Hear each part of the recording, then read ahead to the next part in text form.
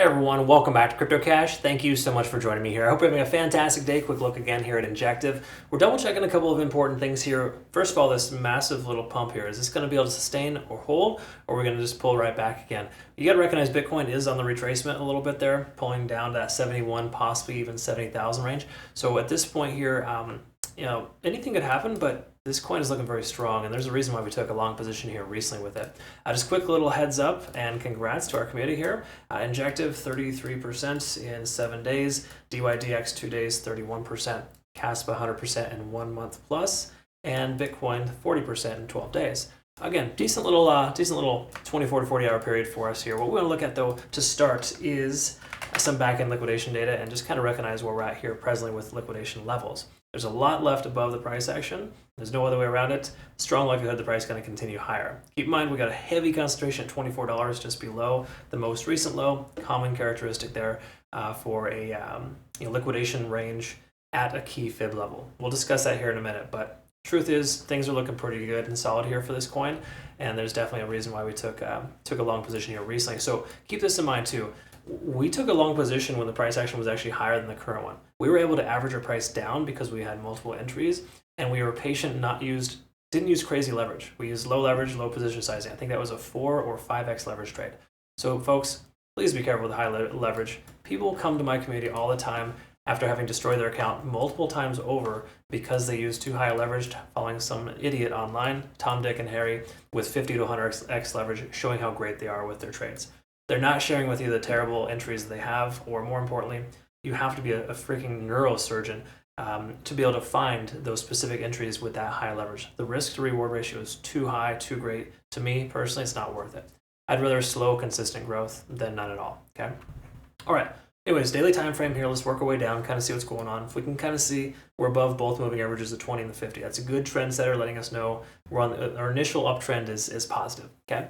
We are also in a situation where we have this nice little rising type of, this isn't a rising wedge, but this is like a rising triangle, or it's a good sign here where we're retesting this most recent high, likely to break through, and if not, we'll continue to establish higher lows rather, and potentially break out inevitably. Okay, again, honoring this ascending trend is very important.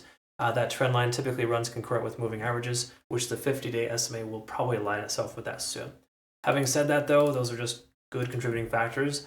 MACD is converging, stochastic RSI is swinging up, money flow index is high, but not too high. Same thing with the RSI, it's got more room for expansion. So the great chance here of seeing our expansive phase on Elliott wave is pretty high right now. I'll show you on the larger time frames, the 4-hour time frame here in a second, what that looks like. But quickly to clarify, we hit 70 on the RSI on the 4-hour, okay?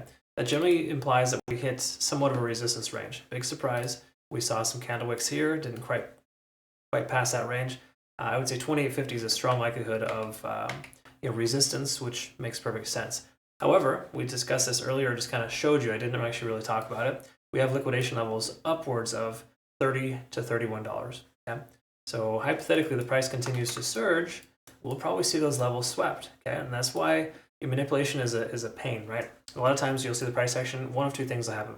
We might come up here, we may work ourselves into a descending trend and break out to the upside with a cup and handle pattern.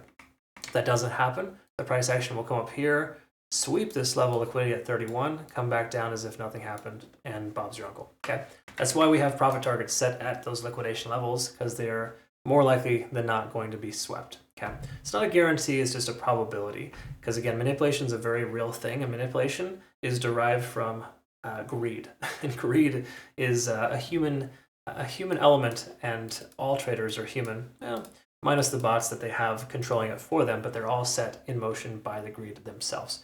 Okay, so again, a lot of limit orders to get to that level. That's probably what's going to happen. That's why we keep seeing people getting stopped out when they try to short this coin. It's not a good idea to short any coin right now, personally, because we're still ascending positive on Bitcoin, and altcoins are doing fairly well with Bitcoin dominance stabilizing. All that stuff's conversation for another day. I covered that in my double daily Bitcoin analysis. But at this point here, these are positive signs, but we got to recognize that we're probably going to see the price either A, pull back to leg up again, or B, it might actually do one of these here where we see the price action work itself into a flag pattern and then break out. That's why flag patterns are very high potential, because they are concurrent with a cup and handle. They kind of go hand in hand. So my speculation is we'll see something like that. I'm going to post that playout chart on our Twitter, Telegram, and Discord. If you're not familiar, I post these regularly just to give you perspective on where I'm at and where I'm at, mentally, what I'm thinking about, in case you missed these analysis. But generally speaking, I've gotten a lot of good feedback there. I want to say thank you for that. Really appreciate my Twitter community. Same thing too with TikTok, surprisingly, and YouTube. I got some shorts up there now. People are really starting to like that. So thanks again. Really appreciate you. Okay, let's summarize this here with the hourly. I'm getting a little off topic. So hourly time frame, higher highs, higher lows, looking good here. How's this going to continue? Well, the likelihood of it continuing higher is greater because we have a lot of volume flowing into this coin. Okay, so again, you got to recognize most of this is buying pressure here with very little selling pressure. You see this doji candle here with high volume? That tells us that we've hit our tentative top, but I don't think the top is in because the likelihood of the price action continuing higher is greater, mainly because we're showing very, very good continuation patterns here, but that high volume is a massive, it's like the elephant in the room. You can't look away. You have to acknowledge the amount of volume we're seeing. Generally with this amount of volume, the likelihood of price pulling back is pretty low. If it pulls back, it's because the bulls are letting them pull back, and then they're going to go ahead and get in at a better price and continue to further up. Okay, so again, this is a very standard situation you see in trading when there's so much liquidation above the price action.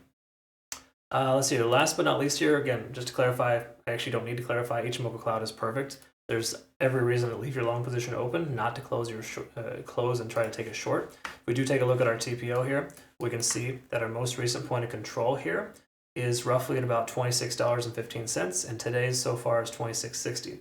We take an average of those 2 days here. In the last 2 trading days, we've seen a lot of control, a lot of buying pressure at $26.40. That would be our new low if the price decides it wants to pull back. So hypothetically, $26.40 is our retracement level, and the price will bounce from there. Again, most recent range of control with volume. Again, I like to look at volume and pay attention to it because it really helps us understand where we're at. I never short into this much volume, though, I can tell you that much. Even if the price does pull back, I'd be happy to have missed a train wreck because the likelihood of it going up is greater than it is going down now. So again, I'll post my playout chart here shortly. You'll see that on our Twitter, Telegram, Discord, the whole 9 yards there.